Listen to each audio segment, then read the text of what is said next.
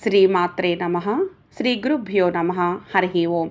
ఇప్పుడు చెప్పబోయే శ్లోకం విష్ణు సహస్రనామాలలోని 79వ శ్లోకము. ఈ శ్లోకాన్ని పూర్వాషాఢ నక్షత్రం 3వ పాదం ధనస్సు రాశి వారు ప్రతినిత్యం పఠించినచో సకల దోషాలు, గండాలు, ఆపదలు తొలగి జీవితంలో అన్నింటా విజయం పొందుతారు.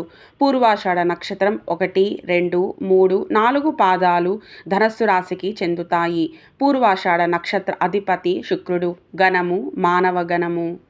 శ్లోకము సువర్ణవర్ణో హేమాంగో వరాంగచ్చందనాంగదీ వీరః విషమశూన్యో ఘృతాశీరచలచ్చలః.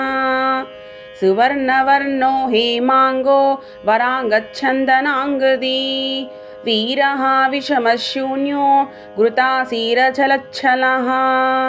సువర్ణవర్ణః హేమాంగః వరాంగః చందనాంగది వీరః విషమః శూన్యః ఘృతాశీః అచలః చలః.